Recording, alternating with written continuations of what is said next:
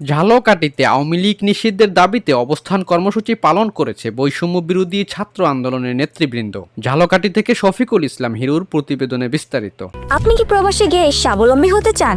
পূর্বে বুকিংকৃত বিমানের টিকিট পরিবর্তন করতে চান, অথবা ট্যুরিস্ট ভিসার মাধ্যমে এই সুন্দর পৃথিবী ঘুরে দেখার স্বপ্ন দেখছেন? আপনার স্বপ্নকে বাস্তবায়ন করতে A to Z travels and tours আছে আপনার সাথে।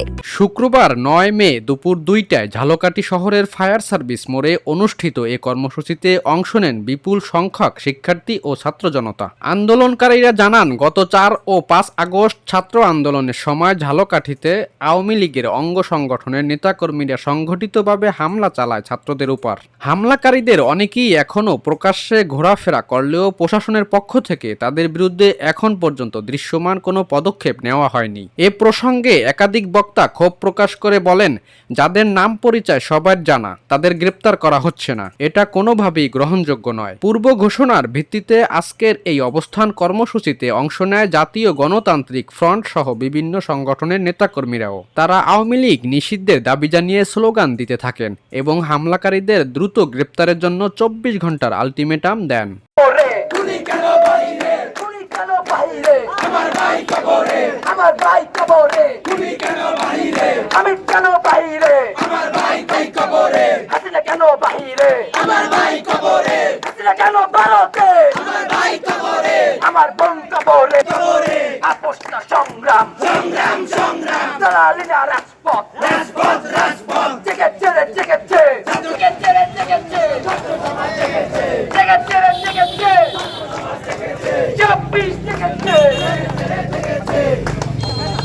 আটচল্লিশ ঘন্টার মধ্যে যদি আওয়ামী লীগের প্রতিশোধকারী নেতা কর্মীদের গ্রেফতার দেখানো বা করা না হয়, তাহলে কি আমরা ঘেরাও কর্মসূচিতে যাব?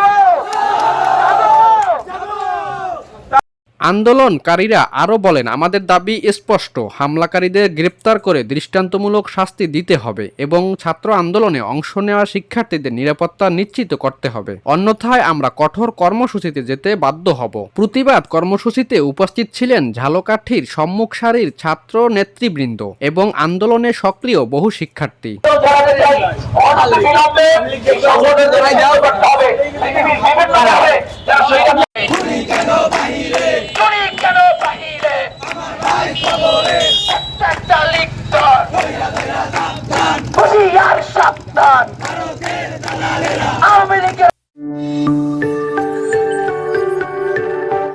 টেলিভিশন, মাতৃভূমির বন্ধনে।